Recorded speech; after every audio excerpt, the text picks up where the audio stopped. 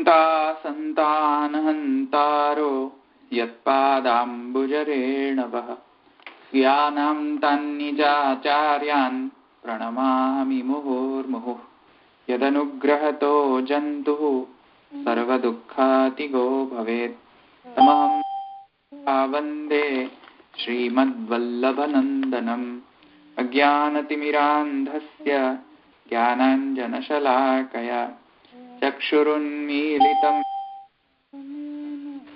गुरवे नमः।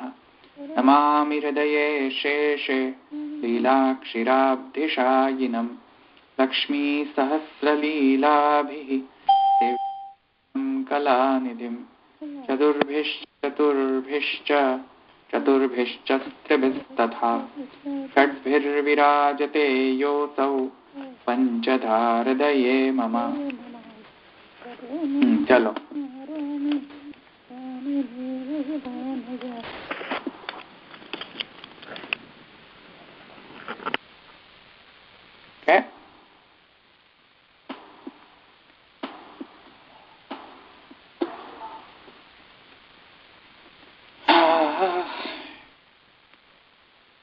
શ્રી ગુસાઈજીના ઉત્સવની ખૂબ ખૂબ બધાઈ સર્વને. હા, ખૂબ ખૂબ બધાઈ આપને પણ ખૂબ ખૂબ બધાઈ. ખૂબ ખૂબ બધાઈ. અને શ્રી ગુસાઈજીના ઉત્સવના નિમિત્તે આજે આપણે થોડુંક ડેવિએશન કરીશું. ડેવિએશન તો ન કહી શકાય પણ તે જ છે, પણ શ્રી ગુસાઈજી રચિત જે વિદ્વન મંડન ગ્રંથ છે, કેમ કે એ ભાષ્ય સાથે જ સંકલિત છે, કેમ કે ભાષ્યનો જ પાઠ છે, તેથી કરીને શ્રી ગુસાઈજીની કૃતિ હોવાના કારણે આપણે વિશેષ રીતે આપણે આ વખતે અને કાલે પણ મોસ્ટ લાઇકલી આપણે કાલે પણ વિદ્વન મંડનમ જ લઈશું આપણે ગ્રંથ. જો કે રિલેટેડ તો છે આપણા ભાષ્ય સાથે જ, કારણ કે આ ભાષ્યનો જ પાઠ છે, તેથી કરીને આપણે જે ઉત્સવ નાયક છે તેમની કૃતિ લઈશું આ 2 દિવસ. ઓકે. તો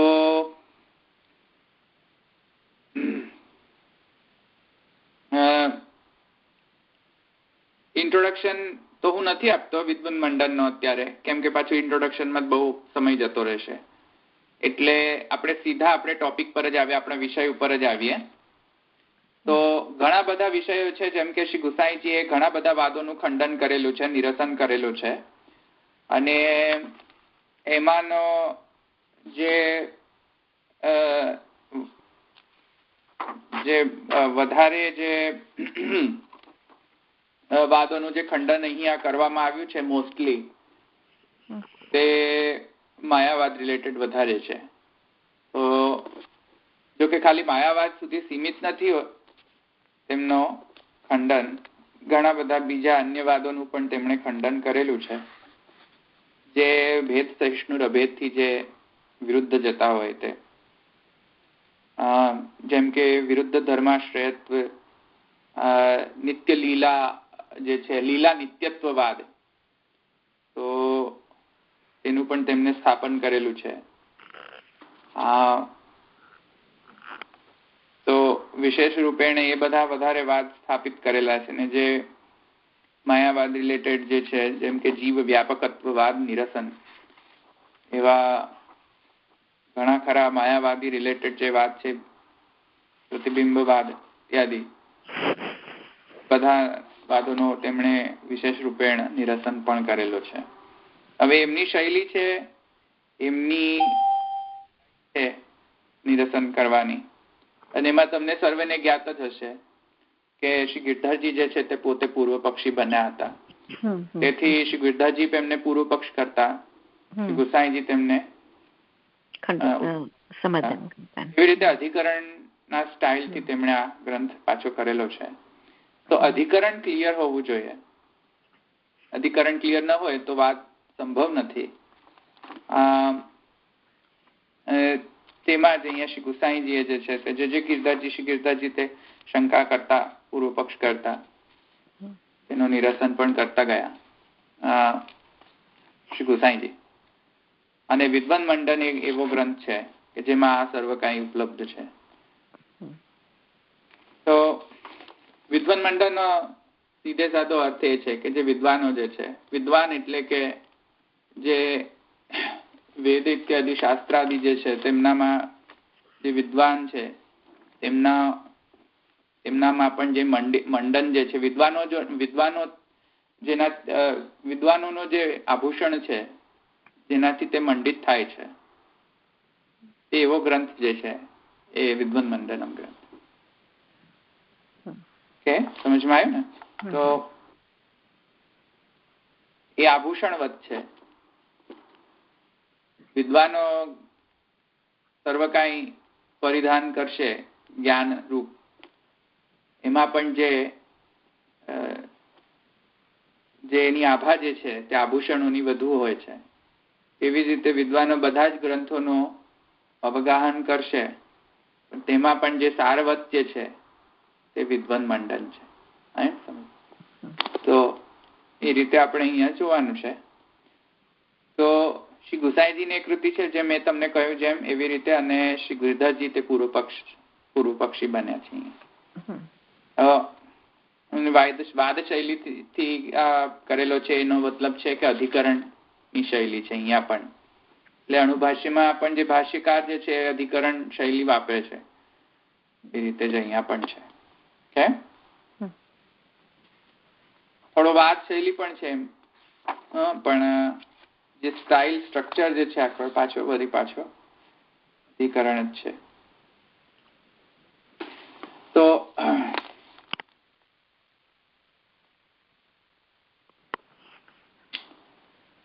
મેં તમને કહ્યું એમ વાત છઠ્ઠો, અને એનું નામ છે જીવ સ્વરૂપ વિચાર ઉપક્રમે બિંબ પ્રતિબિંબ ભાવ ખંડનમ. આ અહીંયા આપણો વિષય છે.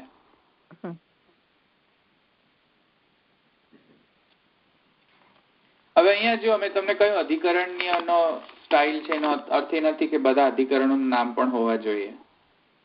અધિકરણની શૈલી એટલે કે સંશય જે છે, એટલે વિષયો વિષયશ્ચૈવ પૂર્વ પક્ષ તથા ઉત્તરમ સંગતિશ્ચૈતિ શાસ્ત્રે અધિકરણમ શ્રુતમ. એ ન્યાય અહીંયા છે. તો કોઈક વિશેષ નામની કોઈ આવશ્યકતા નથી કે હવે આ અધિકરણ છે કે નહીં. અધિકરણના નામ અહીંયા જો કે આપવામાં નથી આવ્યા, પણ અહીંયા જો કે એમ કહેવા તો આમાં આવ્યું છે કે શું છે આનો સબ્જેક્ટ મેટર. તો જીવ સ્વરૂપ વિચારો ઉપક્રમે બિંબ પ્રતિબિંબ ભાવ ખંડનમ. આ આપણે અત્યારે ચાલુ કરશું, પછી કાલે આપણે જોઈશું બીજું કયું જોવું છે. ઓકે? હા હા હા, ભલે. મળ્યું તમને અંજનાબેન? ના, મને આ સંસ્કૃતમાં મારી પાસે નથી, પણ આ નાનુભાઈનું જ છે. એમાં જીવનું આપ્યું છે, પણ હું શોધું છું ક્યાં આગળ આપ્યું છે.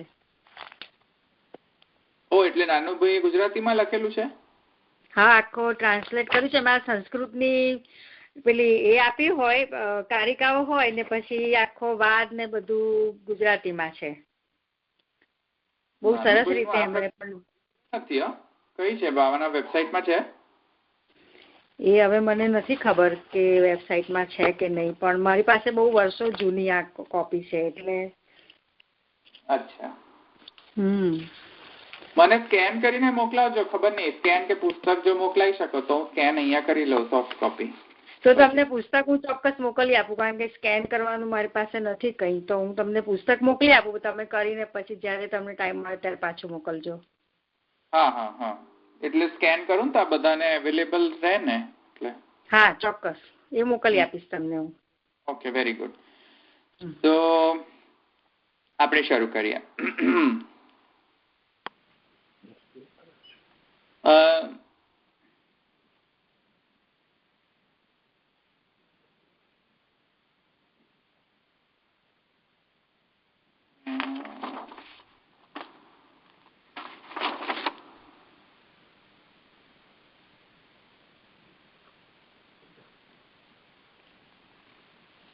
હવે જો એક તો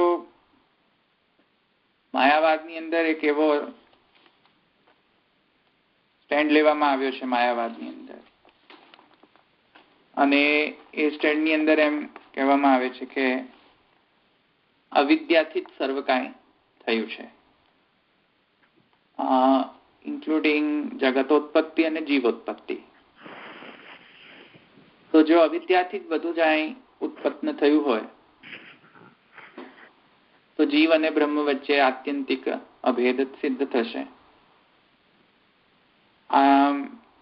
કેમ કે જીવ પણ પ્રતિબિંબ બ્રહ્મનો પ્રતિબિંબ જ કહેવાશે. અને એના જસ્ટિફિકેશન માયાવાદી જે છે તે ઘણા બધા શ્રુતિના રેફરન્સીસ આપતા હોય છે, તત્વમસી, શ્વેતકેતો ઇત્યાદિ. તો એના રિસ્પોન્સમાં હવે હું એ બધી વ્યાખ્યા તો કે કેમ વ્યાખ્યામાં એ નથી જતો કે કેમ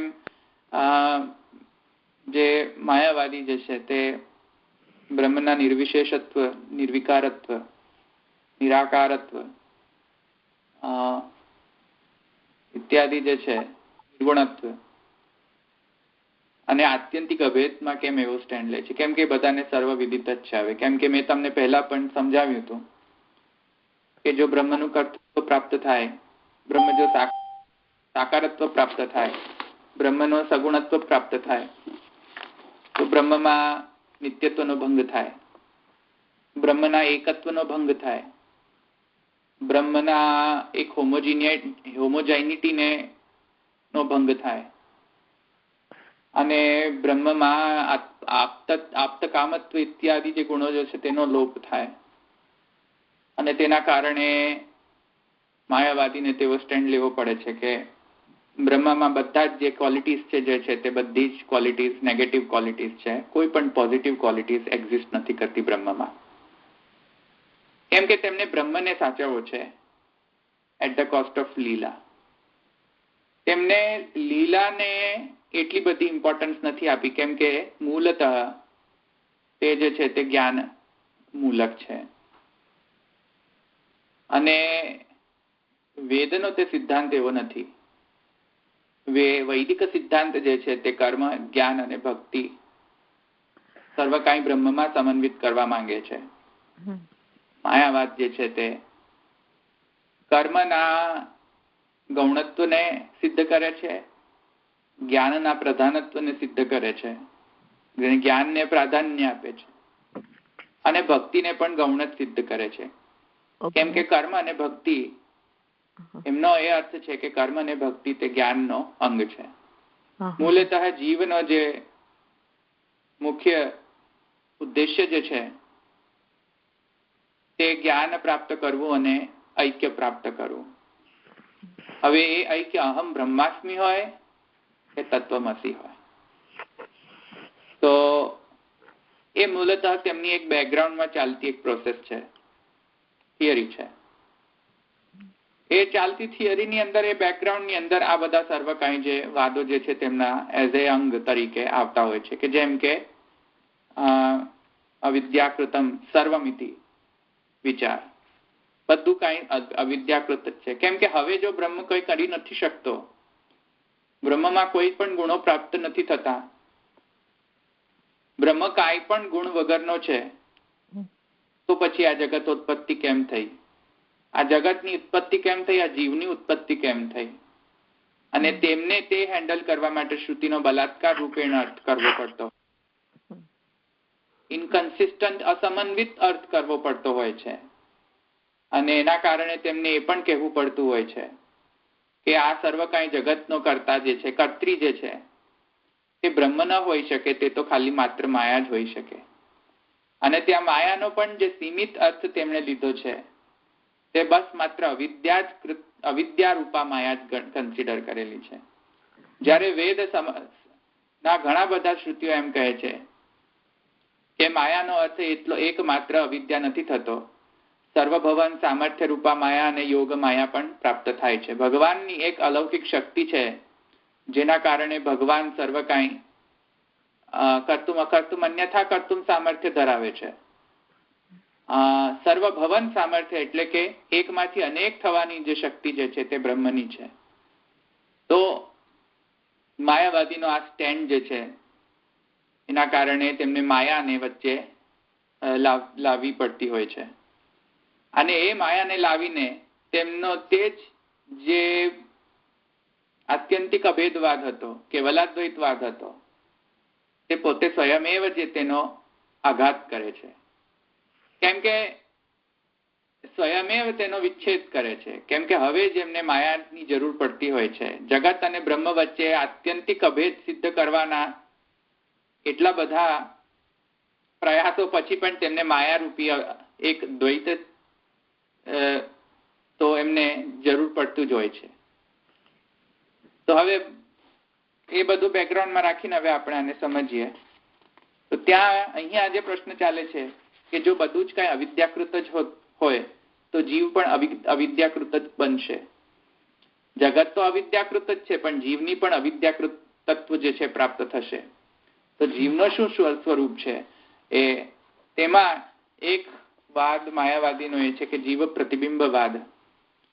તો જીવના સ્વરૂપનો વિચાર કરતા તે એમ કહે છે, એક માયાવાદીનો અમુક માયાવાદીઓ જે છે તે જીવનો સ્વરૂપ વ્યાપક ગણે છે અને તેના કારણે જીવ સ્વરૂપ જે છે તે બિંબ પ્રતિબિંબ ન્યાયેન બ્રહ્મનો પ્રતિબિંબ જીવ છે એમ પણ કહેતા હોય છે. સમજમાં આવ્યું આટલું બેકગ્રાઉન્ડ? અહીંયા કોઈ પ્રશ્ન છે?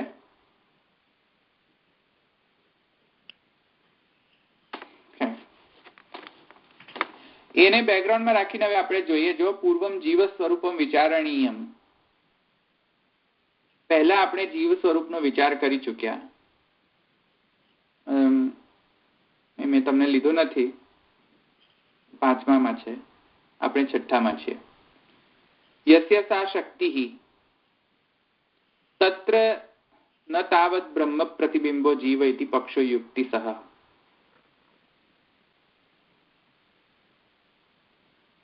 બ્રહ્મ પ્રતિબિંબ જે છે, જે જીવ જે છે, એ પક્ષનો અહીંયા યુક્તિ સહ જે છે નિરસન કરવામાં આવશે.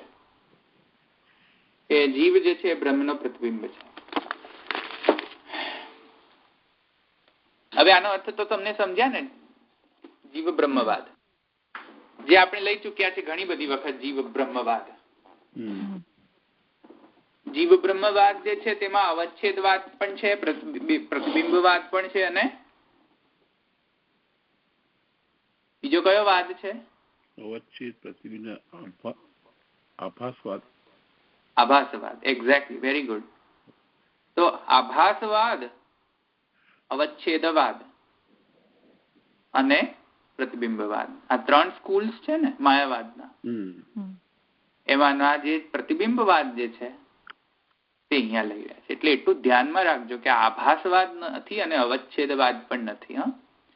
કયા વાદનું નિરસન કરી રહ્યા છે? પ્રતિબિંબવાદનો. એટલે માયાવાદમાં પણ થોડી 3 સ્કૂલ્સ છે પાછી, એક માયાવાદ નથી. એટલે ધ્યાનમાં રાખીને આગળ સમજજો.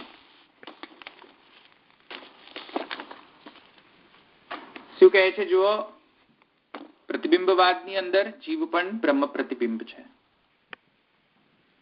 તત્ર ન તાવત બ્રહ્મ પ્રતિબિંબો જીવ ઇતિ પક્ષો યુક્તિ સહ તથા હિ બ્રહ્મણો નિરૂપત્વેન પ્રતિબિંબ આશ્રયસ્ય અજ્ઞાનસ્ય ચ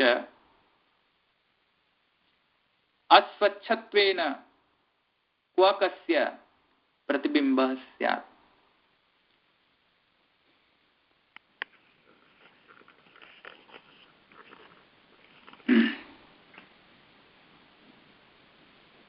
જો માયાવાદીના જીવ સ્વરૂપમાં એટલે જીવ પ્રતિબિંબવાદીઓ જે છે તેમના વાદમાં જીવનો જે સ્વરૂપ જે છે યસ્ય સા શક્તિ એમ કહ્યું છે. જો જીવ જે છે તે તેની શક્તિ છે. એટલે કોની શક્તિ? સા એટલે સ્ત્રીલિંગ, માયા. Very good. ભ્રમજનિકા વિદ્યારૂપા માયા. એટલે યસ્ય સા શક્તિ છે. એ હરિતોષિણી જોઈએ તો એ આપણને સમજાય કે તે માયા અહીંયા છે. તો હરિતોષિણી કહે છે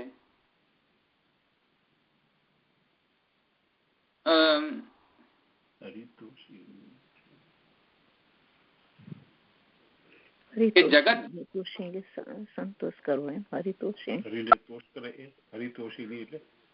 ના ના ટીકા છે, ટીકાનું નામ છે. ટીકાનું નામ છે. સારું નામ છે હરિતોષિણી. હરિતોષિણી. કોઈ બેબી નું નામ રાખવું હોય તો બહુ સરસ લાગે, હરિતોષિણી. હરિતોષિણી.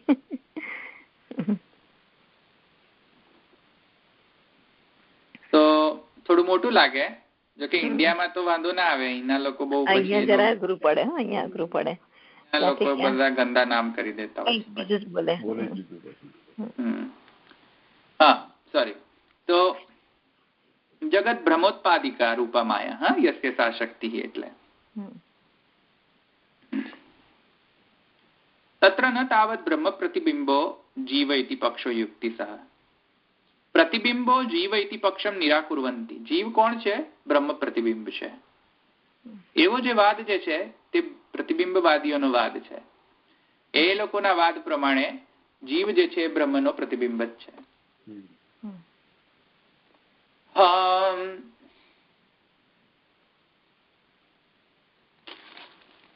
હવે એક વાત સમજો. જીવ પ્રતિબિંબ જો હોય, જીવ બ્રહ્મનો પ્રતિબિંબ હોય, તો જ્ઞાન માટે તો બહુ સારું છે. કેમ કે જ્ઞાનમાં તો અદ્વૈત દૃષ્ટિ પ્રાપ્ત કરવી એ હેતુ હોય છે. આવ્યું સમજમાં? જ્ઞાન પ્રાપ્તમાં અદ્વૈત સિદ્ધિ એ હેતુ હોય છે. એટલે ઘણા બધા તમે ગાયના દર્શન કરો, ઘણી બધી ગાયોના, તો તમને સમજવું હોય કે ગાય શું છે, તો ઘણી બધી ગાય જોઈને તમે એકવાર સમજી જાઓ કે હા આ ગાય છે. પછી જયારે કોઈ એક બીજી જુદી જાતની જો ગાયના દર્શન થાય, તો તમને શીખવાડવું પડતું નથી તમારા બ્રેનને, તમને એ જ્ઞાત થઈ જ જાય છે કે આ ગાય છે. ભલે કોઈ કહેતું નથી તે કે આ ગાય છે, પણ તમને તે સ્વયમેવ જ્ઞાત થઈ જાય છે. તે શાના કારણે? તમારી જે બ્રેનની જે કેપેબિલિટી છે અદ્વૈત ને પારખવાની, તેના કારણે. એટલે કોઈ પણ વસ્તુઓમાં સામાન્ય લક્ષણા પ્રત્યાશક્તિ જો તમને યાદ હોય તો, કોઈ પણ અન્ડરસ્ટેન્ડિંગ કે લર્નિંગમાં બંનેની જરૂરિયાત હોય છે. સામાન્ય લક્ષણા પ્રત્યાશક્તિ એટલે કે ઘણા બધા ફિનોમિના વચ્ચે કોઈ એક સિમિલેરિટી જોવી, અને ઘણા એ બધા ડિફરન્ટ વેરાયટીઝની અંદર તત્ત વેરાયટીની પણ થોડીક ડિસિમિલારિટી પણ જોવી. એ લર્નિંગનો એક અપ્રોચ છે. એટલે ઘણી બધી ગાયોને જોઈને પછી બીજી ન જોયેલી ગાય પણ ના જો દર્શન થાય, તો એ ગાયને પણ તમને ઓળખવામાં કોઈ જ પ્રોબ્લેમ થતો નથી. કેમ કે તમારે જે લર્નિંગ છે તમારી, એમાં તમે સ્પેશિયલાઇઝેશન થી જનરલાઇઝમાં ગયા, અને તમારા બ્રેનમાં તમે કોન્સેપ્ટ ડેવલપ કર્યો ગાયનો, અને કોન્સેપ્ટ ડેવલપ કર્યો ગાયનો એ અદ્વૈતના કારણે. કોઈક સિમિલારિટી છે આ બધાની અંદર. એ સિમિલારિટીને તમને કોઈક અભેદ છે બધી જ ગાયો વચ્ચે, એ અભેદ દૃષ્ટિ કેળવી, તેથી કરીને તમને કોઈક વસ્તુ સમજમાં આવી. એટલે જ્ઞાનમાં જો કે ભેદ દૃષ્ટિ પણ કામમાં આવે છે, પણ વધુમાં તો 80% તો અભેદ દૃષ્ટિ કામમાં આવે છે કોઈ પણ જ્ઞાન ને કેળવવું હોય તો. આટલું સમજમાં આવ્યું? થોડું વધારે સમજાવો તો સારું. ભેદ દ્રષ્ટિ ને અભેદ દ્રષ્ટિ મને સમજાવો ને, મને થોડી ઓછી સમજ આવી. એટલે તમને ક્યાં સમજમાં નહીં એક્ઝેક્ટ કહો તો મને ખ્યાલ આવે ક્યાંથી. તમે જે કહ્યું ને કે આ જે બધી ગાયોને આપણે જોઈએ ને અભેદ આપણા માઇન્ડમાં ડેવલપ થયું હોય, નથી પછી આપણે બીજી ગાય જોઈએ તો આપણને ખ્યાલ આવે કે ના ગાય જ છે. સામાન્ય લક્ષણ પ્રત્યાશક્તિ એ તમને સમજ્યા. હા, બધી ગાયો વચ્ચે કોઈ સામાન્ય લક્ષણ છે. હા, એ સામાન્ય લક્ષણ એ કઈ રીતે તમને ખ્યાલ આવ્યો? જયારે અભેદ દૃષ્ટિ થઈ તો જ ખ્યાલ આવ્યો. જો અભેદ દૃષ્ટિ જ ન થઈ હોય તો સામાન્ય લક્ષણ આ ક્યાંય ન દેખાય તમને. કોઈ પણ વચ્ચે કોઈ એક ગાયબની બીજી ગાય વચ્ચે કોઈ પણ સામાન્ય લક્ષણ ન દેખાય. બધું જુદું જુદું જ દેખાય. માય હેડ માને માસ્ટરજી કા સિર એવી રીતે.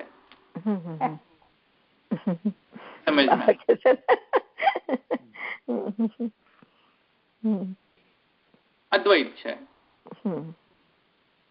બોલવામાં તો આપણે ના બોલતા હોય કે અમે અદ્વૈત છીએ, અમે અદ્વૈતી છે, અમારું જ્ઞાન અદ્વૈતી છે. આપણે બધા જ અદ્વૈતીઓ છે જ્ઞાન માટે. તો જ્ઞાનમાં 80% અદ્વૈતની જરૂરિયાત હોય છે, નહીં તો તમે લર્ન કરી જ ન શકો કોઈ પણ વસ્તુ. અને કર્મની અંદર વાઇસે વર્સા 80% ભેદ દૃષ્ટિ છે. કેમ ભેદ દૃષ્ટિ છે? જો બધું જ અભેદ હોય તો કર્મ કોણ કરે છે, કોના માટે કરે છે અને શું પ્રાપ્ત કરવા માટે કરે છે? કારણ કે કર્મનો પ્રથમ નિયમ છે કે કોઈ કર્મ ફલ હેતુ માટે જ કર્મ કરવામાં આવે. હેતુ વગરનો કોઈ કર્મ કરવામાં આવતો નથી. હેતુ જોઈએ કર્મ કરવા માટે. હેતુ વગરનો કર્મ યા તો થશે મેન્ટલી રિટાર્ડેડ કર્મ અથવા તો આનંદાત્મિકા કર્મ, આનંદાત્મક કર્મ. અને આપણે એટલા બધા તો લીલા કરી નથી શકતા. બ્રહ્મ માટે આનંદાત્મક કર્મ લાગુ પડે છે, પણ 99% જે આપણે કર્મ કરતા હોઈએ છીએ, હું થોડું ઓછું કહીશ કે 90% કર્મ બધા ભેદ દ્રષ્ટિ વાળા હોય છે. સમજમાં આવ્યું? અને તે જ શંકરાચાર્યજીના મતને વાંધો આવે છે કે કર્મમાં ભેદ દૃષ્ટિ હોય છે, તેથી અમે ભેદ દૃષ્ટિને માનનારા જેટલા પણ ક્રિયાઓ હશે બધી તે અમે નહીં માનીએ. આવ્યું સમજમાં? એટલે રાહુ વેદાંતિઓ કહે છે ધડ નથી, શિર જ છે ખાલી. રાહુ વેદાંતિઓ અને કબંધ મીમાંસકો કહે છે ધડ છે પણ શિર જ નથી, કબંધો. એટલે કર્મ જે છે રૂપી, કર્મરૂપી જે ધડ જે છે તેના વગરનો જ્ઞાન જો હોય તો એને રાહુ વેદાંત કહે છે, કે જેમાં ખાલી જ્ઞાન જ મુખ્ય છે, કર્મ મુખ્ય નથી, કર્મની કોઈ આવશ્યકતા નથી. તો આ દૃષ્ટિકોણથી જે માયાવાદ જે છે તે એમ કહે છે કે જીવ જે છે તે બ્રહ્મનો પ્રતિબિંબ છે. હવે જો જીવ બ્રહ્મનો પ્રતિબિંબ હોય તો ઘણા બધા પ્રોબ્લેમ્સ ઉત્પન્ન થાય છે, કેમ કે જ્ઞાનમાં તો અદ્વૈત જોઈએ છે, તેથી એમને એમાં કોઈ વાંધો આવતો નથી. કેમ કે તે કહીને શું સિદ્ધ કરવા માંગે છે કે જીવ અને બ્રહ્મ જે છે એમાં કોઈ પણ જાતનો, બ્રહ્મમાંથી કોઈ પણ જાતની વેરાયટી ઉત્પન્ન થતી નથી.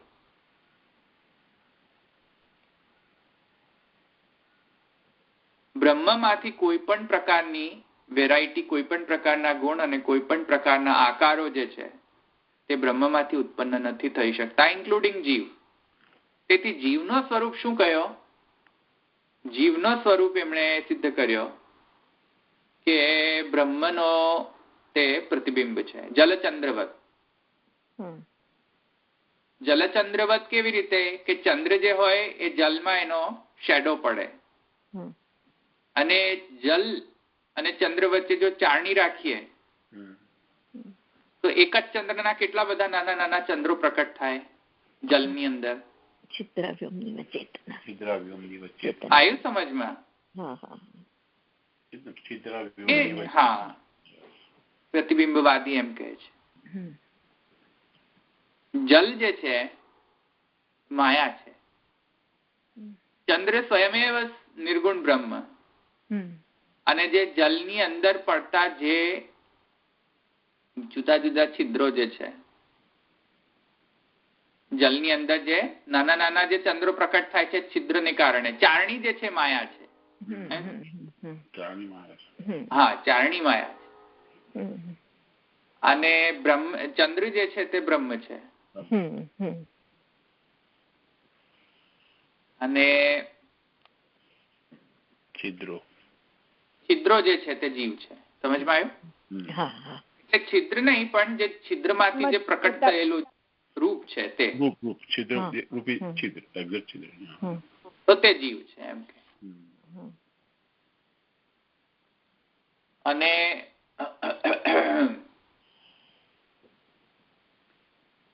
કેમ કે જલની અંદર રિફ્લેક્ટિવ પાવર છે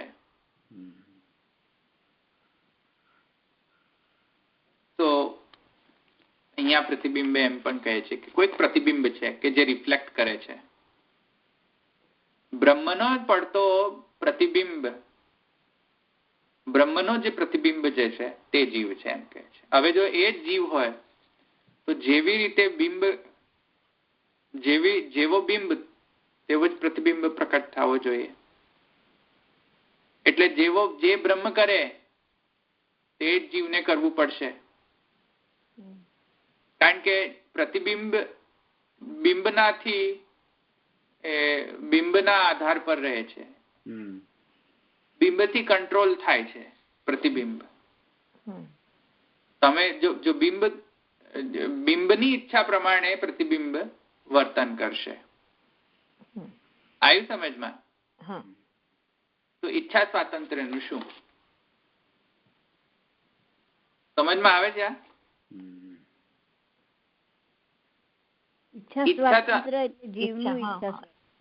જીવનું ઈચ્છા સ્વાતંત્ર્યનું શું? જીવ જે છે એ કઠપુતલી માત્ર છે કે જીવમાં કંઈક કરવાનું સામર્થ્ય છે? જો જીવ માત્ર કઠપુતલી જ હોય તો જેટલા પણ જીવકૃત જે કર્મો છે બધા જીવકૃત કર્મ ન હોઈને બ્રહ્મકૃત કર્મો થવા જોઈએ. કેમ કે પ્રતિબિંબના કારણે જીવે કર્યું. જીવમાં કોઈ સામર્થ્ય નથી કેમ કે જીવ બિચારો છે જ નહીં. જીવ તો પ્રતિબિંબ છે, વિવર્ત છે. જીવ છે નહીં ખરેખરમાં. આવ્યું સમજમાં? તો જીવના જે કર્મો છે એનાથી જે અદૃષ્ટ ઉત્પન્ન થાય છે પાપ પુણ્યાદિ એ જીવના ન હોય ને એ કોના થયા? બ્રહ્મના થયા. બ્રહ્મ અને માયાના જે કોરસ્પોન્ડન્સ ની અંદર જનરેટ થયું તેના કારણે થયું. તો જીવને અદૃષ્ટ પ્રાપ્તિ તો થવાની નથી. હવે કેવી રીતે પ્રાપ્ત થાય? તો ઈચ્છા સ્વાતંત્ર્ય તો ગયો ને. જીવની કોઈ ઈચ્છા સ્વાતંત્ર્ય ચાલી નથી શકતી. આ પક્ષ. બીજો પક્ષ જો એમ ગ્રહણ કરો કે જીવ સ્વતંત્ર છે, જે અનિશ્વરવાદીઓ એમ માનતા હોય છે કે જીવ સ્વતંત્ર છે, અથવા તો જે પણ વાદ માનતો હોય કે જીવ સ્વતંત્ર છે. તો જો વૈદિક વાદીઓ જો એમ માનતા હોય કે જીવ સ્વતંત્ર છે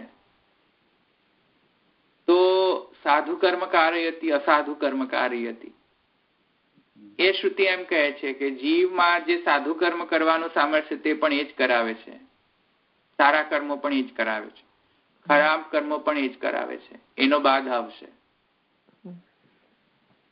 કેમ કે અંદર જીવની અંદર જે પ્રવિષ્ટ જે અંતર્યામી જે છે એ અંતર્યામી જ અનુમંતા અનુદૃષ્ટા જે છે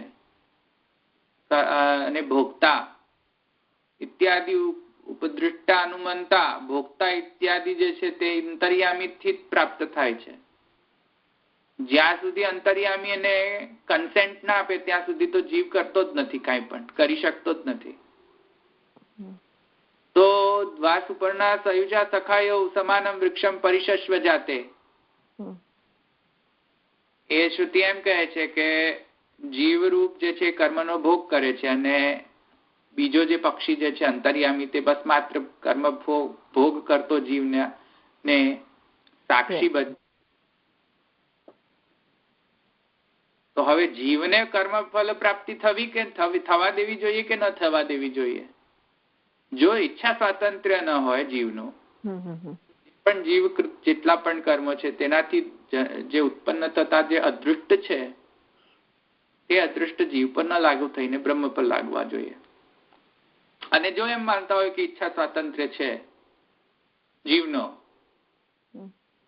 તો પછી આ બધી શ્રુતિઓનો બાદ થાય. જે શ્રુતિ એમ કહે છે કે અસાધુ કર્મ કારયતિ, સાધુ કર્મ કારયતિ, તો શું સ્ટેન્ડ લેવો હવે? આવે સમજમાં? આપણે સ્વતંત્ર છીએ કે નથી? પ્રશ્ન આ છે. જો આપણે સ્વતંત્ર હોઈએ તો વેદની ઘણી બધી શ્રુતિઓનો બાદ આવે છે. કર્મફલનો વિચ્છેદ થાય છે, કેમ કે તે પ્રમાણે કર્મફલ તો પ્રૂફ થાય છે, પણ અંતર્યામીનો દૃષ્ટિકોણનો વિચ્છેદ થાય છે. જો સર્વથા પરતંત્ર હોઈએ તો કર્મફલનો વિચ્છેદ થાય છે. કેમ કે જો આપણે સર્વથા અસમર્થ હોઈએ અને પરતંત્ર હોઈએ તો આપણે હું કાંઈ જ કરી જ નથી રહ્યો, એ તો ભગવાન જ કરી રહ્યા છે. જો અલ્ટિમેટલી ભગવાન જ કરી રહ્યા હોય બધું કાંઈ, મારે શા માટે પાપ ભોગવવું અને મારે શા માટે પુણ્ય ભોગવવું? જે કંઈ પણ ભોગવવું હોય તે ભગવાન ભોગવે. કેમ કે છેલ્લે તો પત્તું દુનિયાનું કોઈ પણ વસ્તુ ભગવાન ઈચ્છા વિના થતી નથી. જો એ સિદ્ધાંત પર આપણે એટલા બધા માનતા હોઈએ તો હું જે કરું છું તે પણ ભગવાન જ કરે છે એમ માનવું જોઈએ. હવે જો હું જે કરું તેમ ભગવાન જ કરે છે, જો એમ માનવું હોય તો એ તો છટકબારી તો બહુ સારી છે. પછી જયારે સારું પૈસા લેવાનું થાય ત્યારે ભગવાન જ લઈ રહ્યા છે, હું નથી લઈ રહ્યો, એમ કેમ નથી થતું? સમજમાં આવે છે ને? એટલે હું કહેવાથી તો પછી જીવ જ આવી ગયો ને. પણ હું કરું છું એનો કોઝ કોણ છે? અંતર્યામી છે કે હું છું? જો અંતર્યામી જ કરાવતો હોય બધું જ કાંઈ, તો અંતર્યામીને પર કર્મફલ ભોગવવું જોઈએ, મને ન ભોગવવું જોઈએ, મારે ન ભોગવવું જોઈએ. અંતર્યામી જે સાક્ષીવત જ છે. પણ શ્રુતિ એમ કહે છે નથી. એ શ્રુતિ એમ કહે છે કે અસાધુ કર્મ કારયતિ, સાધુ કર્મ કારયતિ. સારા પણ કર્મ એ જ કરાવે છે. કારયતિ શબ્દ છે ક્રિયાપદનો ઉપયોગ. એટલે એ કહેવાથી અંતર્યામી એવું તમે કહો છો? હા, એ કરાવે છે એટલે અંતર્યામી કરાવે છે એમ? હા, અંતર્યામી કરાવે છે. કેમ કે અંતર્યામી એ બૂમ કેમ ન પાડી કે આ ખોટું કામ છે ન કર, એમ કેમ ન કહ્યું અંતર્યામી? જો અંતર્યામી ભગવત સ્વરૂપ હોય, આનંદાત્મક સ્વરૂપ હોય, સચ્ચિદાનંદત્વ હોય તેમનામાં, તો અંતર્યામી એવી બૂમ કેમ ન મારી કે આ ખોટું છે ન કર? બરાબર. પણ સાક્ષી હોય તો કઈ કરે જ નહીં ને ધવલભાઈ, કેમ એમ? તો કારયતિ કેમ શબ્દ મૂક્યો? એને તો કઈ લાગતું વળગતું નથી. કેમ નથી લાગતું વળગતું? યાર, એ સાધુ કર્મ કારયતિ, અસાધુ કર્મ કારયતિ, એમાં કેમ અંતર્યામી લાગતું વળગતું નથી?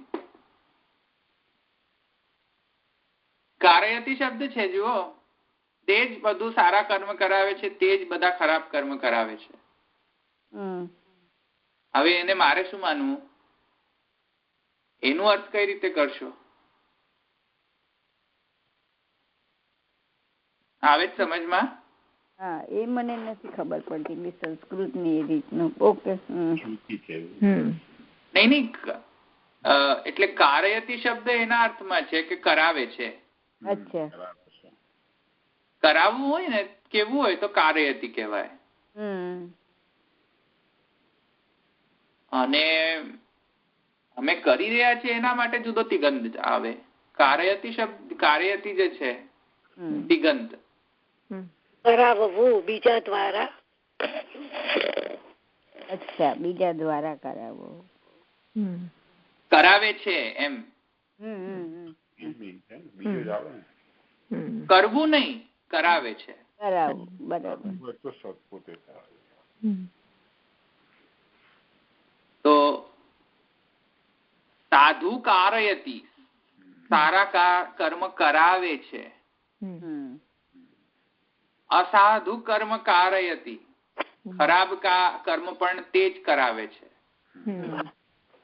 બધું તે જ કરાવતો હોય તો છટકબારી બહુ સારી છે ને. પછી કોર્ટમાં પરેશ રાવલની જેમ કોર્ટમાં કેસ મૂકે કે જો શ્રુતિએ કહ્યું છે કે નહીં, મેં ક્યાં ખૂન કર્યું કે મેં ક્યાં ખૂન કરેલું છે, એ તો ભગવાને ખૂન. આપો એને સજા. તો પછી કોર્ટે એવો જ જવાબ આપવો જોઈએ. એવું જ આપે ને પછી. તમને હેંગ કરવામાં આવશે ને તો એ તમને ક્યાં હેંગ કરવામાં આવે છે, ભગવાનને હેંગ. કોર્ટે જો એટલો બધો બ્રહ્મવાદી દૃષ્ટિકોણ જો એવો હોય તો પછી મારવા માટે પછી એમ જ કેવું જોઈએ ને કે ભાઈ એ મારા અંતર્યામીએ મને એમ કહ્યું કે આને મારો, તો હવે મેં ક્યાં માર્યા તમને, એ તો મારા અંતર્યામીએ માર્યા તમને. જજના અંતર્યામીએ બીજાને માર્યો તો જજના અંતર્યામીએ પેલાને માર્યો સજા કરીને. બસ તો બ્રહ્મવાદ તો સિદ્ધ થઈ ગયો ને. આયન સમય આ છટકબારી જે છે કયા પર્સપેક્ટિવ થી આવે છે તમને. જો જીવ પ્રતિબિંબ હોય બ્રહ્મનો તો એટલો બધો પરતંત્ર થયો કે જે બિંબ કરે તે જ પ્રતિબિંબ કરવો જોઈએ, કઠપુતલીવત. અથવા જો જીવ એકદમ પરતંત્ર હોય,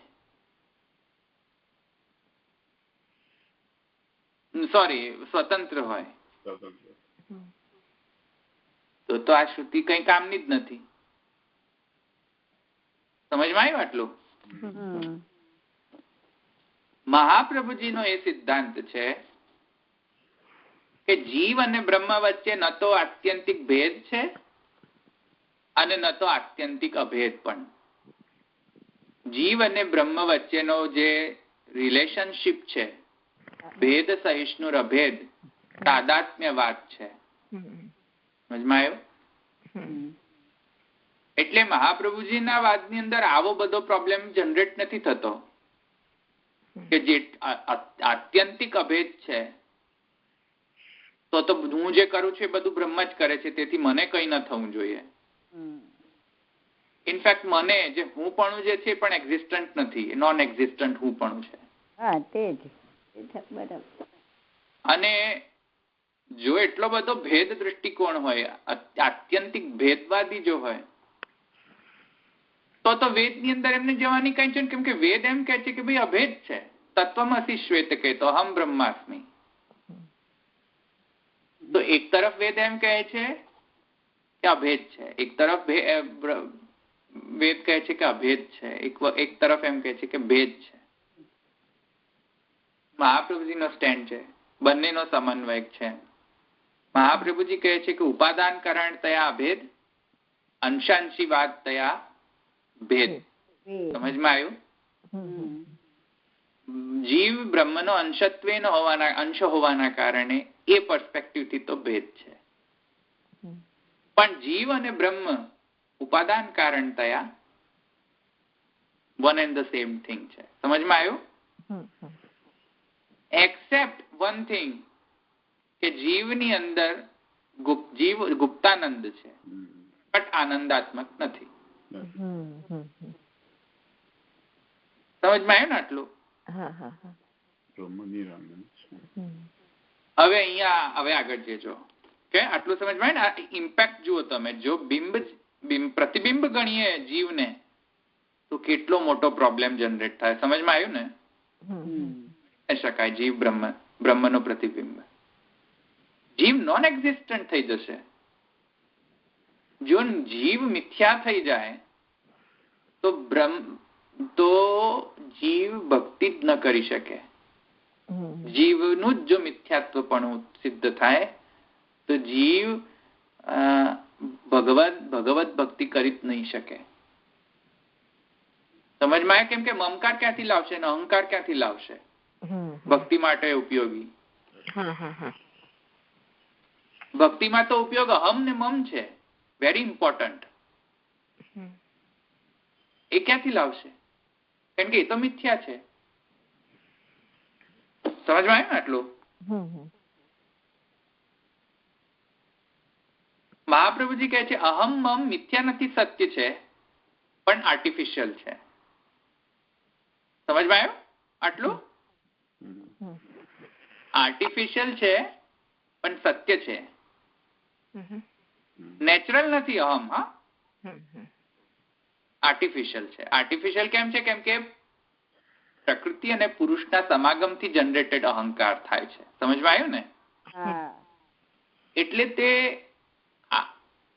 આર્ટિફિશિયલ છે, નેચરલ તો નથી એ સેન્સમાં. એટલે કોઈકે બનાવેલો છે અહંકાર. સમજમાં આવ્યું ને? પણ બનાવેલો હોવાના કારણે બધું મિથ્યા જ હોય. જે બન્યું તે મિથ્યા એમ કેમ? એવો સ્ટેન્ડ મહાપ્રભુજી નથી લેતા. બુદ્ધનો જેવો સિદ્ધાંત કે જે બન્યું તે મિથ્યા, એવો મહાપ્રભુજીનો સિદ્ધાંત નથી. કેમ કે જે બનશે એ પછી વધશે, પછી ઓછો થશે અને પછી અલ્ટિમેટલી મરશે એક દિવસે. તો નિત્યત્વ ને ક્યાં રહ્યો? બુદ્ધનો એ સિદ્ધાંત છે. સમજમાં આવ્યું? મહાપ્રભુજી કહે છે એવું જરૂરી નથી કે જેટલું બધું જે બન્યું એ બધું મિથ્યા જ રહેશે. જરૂરી નથી. કેમ કે આવિર્ભાવ તિરોભાવ વર્ક કરે છે. નાશ અને ઉત્પત્તિ વર્ક નથી કરતી, આવિર્ભાવ અને તિરોભાવ વર્ક કરે છે બિહાઇન્ડ ધ સીન્સ. એટલે બન્યું એવું છે જ નહીં, બનેલું જ છે એવું થયું ને. આવિર્ભાવ તિરોભાવ એટલે છે પણ છુપાયેલું છે. હા, રાઈટ. આવ્યું સમજમાં આટલું? આગળ જઈએ. જો પ્રતિબિંબો જીવ ઇતિ પક્ષમ નિરાકુર્વંતિ તત્ર નેતિ યુક્ત્યભાવમ વિશદયંતિ તથા હિ ઇત્યાદિના સ્યાદિતિ બિંબે બ્રહ્મણી રૂપમ નાસ્તિ.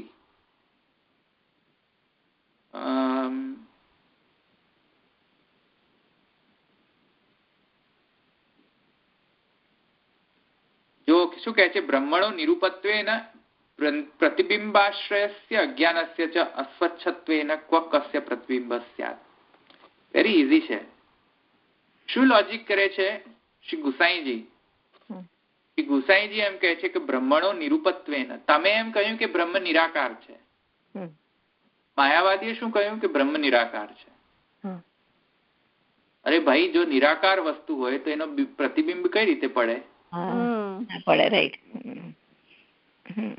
બ્રહ્મણો નિરૂપત્વેન, નિરૂપ છે, અરૂપ છે. પ્રતિબિંબાશ્રયસ્ય અજ્ઞાનસ્ય ચ, અને પ્રતિબિંબ આશ્રય, પ્રતિબિંબનો જે આશ્રય જે છે તે તો અજ્ઞાન છે. એટલે પેલો જે મિરર જે છે, મિરર છે, આપણે કરી ગયા. એ મિરર તો અજ્ઞાન છે, અવિદ્યા રૂપા માયા છે. અને મિરરમાં જો અવિદ્યા હોય, અવિદ્યા જે છે તે તમો રૂપા અવિદ્યા છે. તમની અંદર રિફ્લેક્ટિવિટી હોય જ નહીં. તો જો તુષ્યતુ દુર્જન ન્યાયથી બ્રહ્મનો સાકારત્વ પણ માની લઈએ તો પ્રતિબિંબ આશ્રય જે માયા જે છે, અવિદ્યા રૂપા માયા જે છે, તેનામાં સ્વચ્છત્વ કેવી રીતે આવશે? કારણ કે સ્વચ્છ મિરરમાં તો પ્રતિબિંબ પડે. અસ્વચ્છ જે દર્પણ જે છે તેમાં તો પ્રતિબિંબ કઈ રીતે પડે? તો બ્રહ્મણો નિરૂપત્વેન પ્રતિબિંબ આશ્રયસ્ય અજ્ઞાનસ્ય ચ અસ્વચ્છત્વેન. દર્પણ અસ્વચ્છ છે અને અજ્ઞાન રૂપ છે. અજ્ઞાન રૂપી અસ્વચ્છ. હા, તો કોનો ક્યાં પ્રતિબિંબ પડે? કોનો પડે? કસ્ય, કોનો પ્રતિબિંબ સ્યાત? બ્રહ્મ નિરૂપત્વેન, બ્રહ્મ તો નિરૂપ છે. અને ક્વ પ્રતિબિંબ સ્યાત, ક્યાં પડે પ્રતિબિંબ? કારણ કે અસ્વચ્છ છે દર્પણ.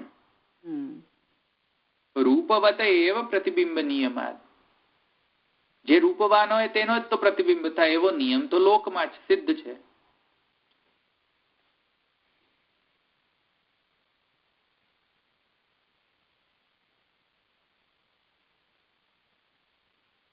દ્રષ્ટાનુસારીણી કલ્પના ઉચિતા. અને દ્રષ્ટા અનુસારીણી તો કલ્પના ઉચિત છે. એમને એમ તમે કહો કે કોઈ કલ્પના કાલ્પનિક પદાર્થ છે તેનો પ્રતિબિંબ કોઈ કાલ્પનિક દર્પણની અંદર પડ્યો, આવી રીતે કલ્પના જ કરો. એમ કાલે તમે ઉઠીને એમ કહેશો શશાશૃંગ જેવું કંઈક છે, સસલા વાળો સસલો છે, એમ કહેશો તમે. એટલે ઉઠીને તો તમે કાંઈ પણ કહેશો. તો શું બધું કાંઈ પણ કહેવાથી બધું કલ્પનાથી જ બધું કરશો તમે? સમજમાં આવ્યું? કાલે ઉઠીને તમે એમ કહેશો કે શિંગડા વાળું સસલો જોયો તો ઠીક, પણ તમે એમ પણ નથી કહેતા. તમે એમ કલ્પના કરો છો કે કદાચિત કોઈ શિંગડા વાળો સસલો હોય તો. પેલા જોયો તમે? એ જોયો નથી, કલ્પના. ક્યાંથી કલ્પના લઈ આવ્યા તમે આ બધી? અનુસારીણી કલ્પના ઉચિતા. ભાઈ દ્રષ્ટ હોય તો કલ્પના ઉચિત. અદૃષ્ટ જે પોસિબલ જ નથી એવા વસ્તુઓની સંભાવના. એટલે એવા દર્પણની સંભાવના કે જે દર્પણની અંદર સ્વચ્છતા ન હોય છતાંય પ્રતિબિંબ પડતો હોય, એવો દર્પણની કલ્પના કઈ રીતે કરો? જોયો હોય તો ઠીક છે, પણ તમે જોતાય નથી પાછા. તમે એને સિદ્ધ કરી શકતા નથી કે છે શ્રુતિ પ્રમાણના હિસાબથી. અને પાછા તમે સ્વયં એવા કહો છો કે બ્રહ્મ પ્રત્યક્ષ પ્રમાણગત નથી. એ તો સ્વયં કહે છે કે બ્રહ્મ પ્રત્યક્ષ પ્રમાણ નથી. બ્રહ્મને જાણવા માટે પ્રત્યક્ષ પ્રમાણ આવશ્યક. બ્રહ્મ પ્રત્યક્ષ પ્રમાણે ગોચર નથી. સ્વયં શંકરાચાર્યજી પણ કહે છે. શંકરાચાર્યજી એટલું પણ હદ સુધી કહે છે કે બ્રહ્મ વેદ પ્રમાણ અધિગમ્ય છે. વેદથી જ સમજાય, બીજાથી સમજાય જ નહીં બ્રહ્મ. જો બ્રહ્મ વેદ સમજાય, પ્રત્યક્ષ પ્રમાણથી ન સમજાય, તો આવા બધી કાલ્પનિક વસ્તુઓ તમે કેમ લાવો છો જે વેદમાં જ કહ્યું નથી? આવી સમજમાં? અન્યથા વાયુ દારૂણોપી બિંબત્વ પ્રતિબિંબાશ્રયત્વ પ્રસંગાત. જો આવી કલ્પના જો કરો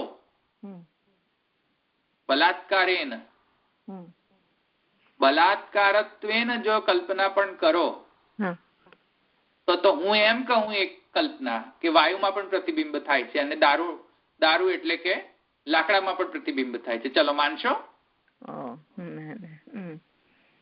હા, સમજમાં આવ્યું? જો તમે એમ કહો કે અસ્વચ્છ દર્પણમાં પ્રતિબિંબ પડી શકે છે, તો હું એમ કહું છું કે વાયુમાં પણ પ્રતિબિંબ પડી શકે. ચલો હવે પડે છે વાયુમાં પ્રતિબિંબ? હું એમ કહું છું કે લાકડામાં પણ પ્રતિબિંબ પડે છે, તો પડે છે? પડતો. કલ્પના કરવી તો હું કેટલી કલ્પના કરી શકું? શશશૃંગવત કલ્પના કરવી હોય તો હું પણ કેટલી બધા શશશૃંગો ની કલ્પના કરી શકું છું, બીજા અન્ય જુદા જુદા ટાઈપના એનિમલ્સ ની. સમજમાં આવ્યું? That is not the case. સમજમાં આવ્યું ને આટલું? ન ચ અસ્તિ વાયુ દારૂણો પ્રતિબિંબ ન તુ તત્ પ્રત્યક્ષમ રૂપાભાવાત ઇતિ વાચ્યમ.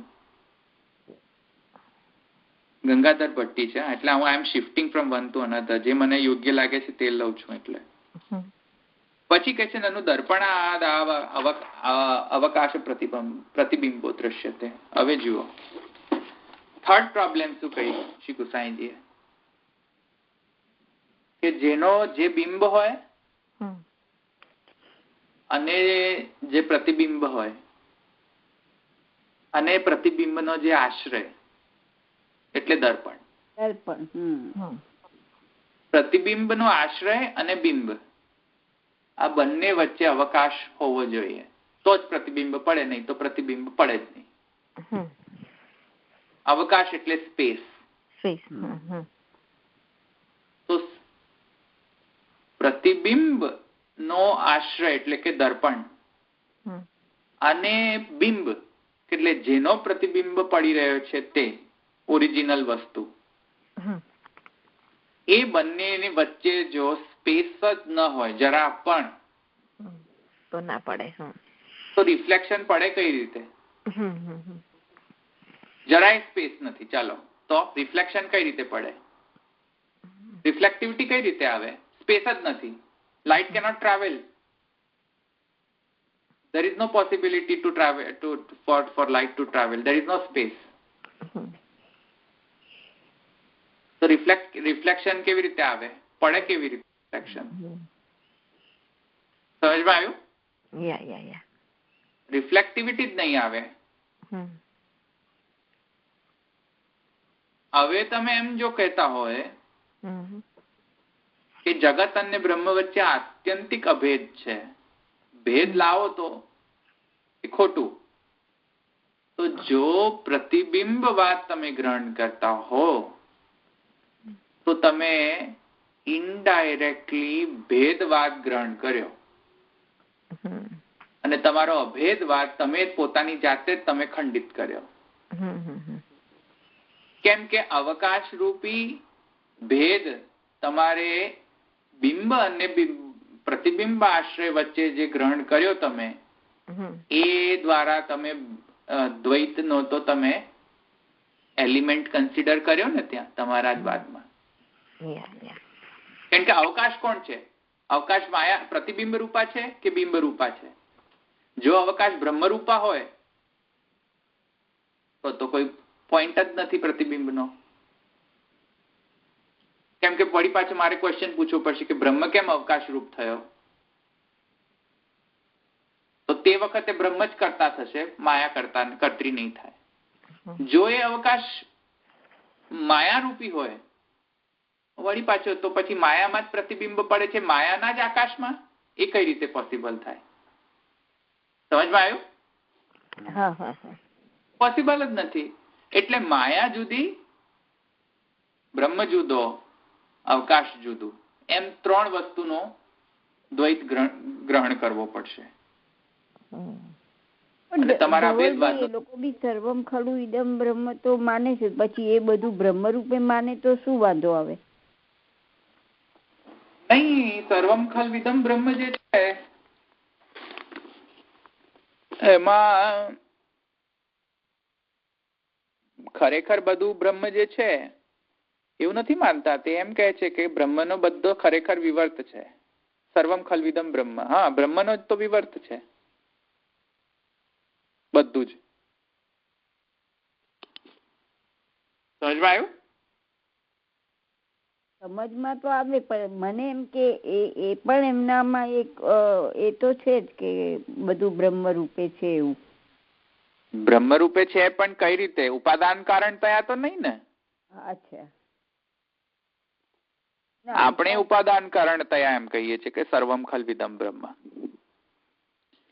એ તો ઉપાદાન કારણ તયા ન કહી શકે ને. હા, ના તો પછી દ્વૈત થઈ ચોક્કસ જ થઈ જાય. કેમ કે સર્વમ ખલ્વિદમ બ્રહ્મ એ એવી રીતે કહે છે કે વિવર્ત કોનો છે? આ વિવર્ત પડ્યો કોના અધિષ્ઠાનમાં? બ્રહ્મનો વિવર્ત છે.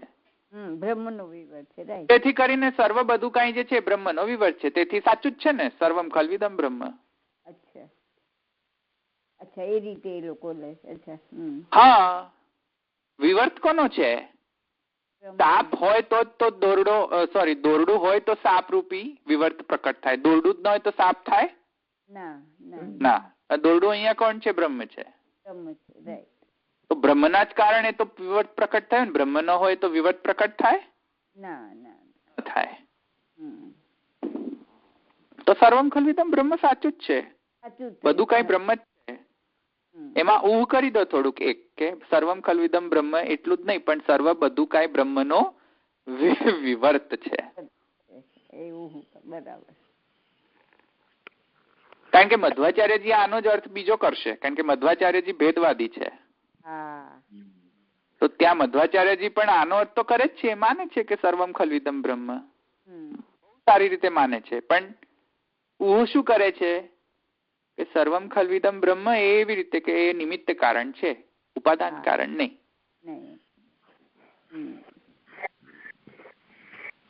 આવ્યું? આટલું તો અવકાશની તો સિદ્ધિ ન થઈ ને.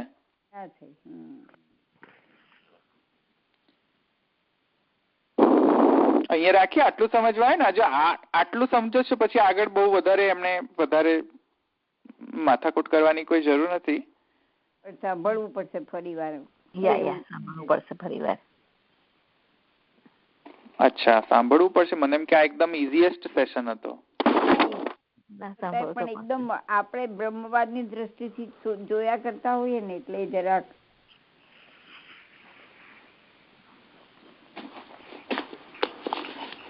ઓકે, કાલે મારે લીલા નિત્યત્વવાદ લેવું છે શ્રી ગુસાઈજીનું. થોડું કાલે હું વાંચીને પછી તૈયાર કરીને તમને કહીશ કે શું કે છે. એ બાને થોડું હું વાંચું. મજા આવે. કારણ કે મેં બહુ પહેલા વાંચ્યું હતું, પછી હું ભૂલી ગયો કે હવે શું વાંચ્યું હતું મેં. મારી જોડે એવી ગુજરાતી ટ્રાન્સલેટેડ વર્ઝન નથી, મારી જોડે તો માત્ર સંસ્કૃત જ છે. મેં 2005 માં લીધી. બહુ સરસ આપ્યું છે નિત્ય લીલાનું. હા, એ તો નિત્ય લીલાનો બહુ મોટો સેક્શન છે શ્રી ગુસાઈજીનો. બહુ વધારે પાના છે યા. અરે બહુ જ લીધું છે શ્રી ગુસાઈજીએ. ત્યાં પેલા ગુણોપસંહાર વાદ જે છે તે પણ બહુ જ સારી રીતે લીધો છે. ગુણોપસંહારણ. કાલે જો જેટલું થશે એટલું કરીશું આપણે એના વિશે પણ. લીલા નિત્યત્વવાદ.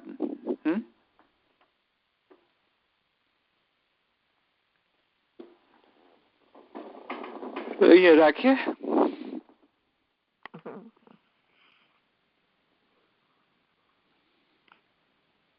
દ્રઢૈના ચરણાના કેરો ભરોસો, દ્રઢૈના ચરણના કેરો. શ્રી વલ્લભ નખ ચંદ્ર છટાબિન, સબ જગ માજ દેરો ભરોસો, દ્રઢૈના ચરણના કેરો. સાધન યોર નહીં યા કલી में जासो होय निवेरो, सूर का कहे द्विविधांधरो, बिना मोल को चेरो भरोसो, दृढ़ चरण केरो. श्री वल्लभाधीश की जय. श्री गुसाई जी, श्री गोपीनाथ प्रभु चरण की जय. श्री गुसाई जी परम दयाल की जय. श्याम सुंदर श्री अम्ने महारानी की जय. श्री द्वारिकाधीश की जय. श्री गुसाई जी उत्सव खूब खूब बधाई. सर खूब खूब बधाई.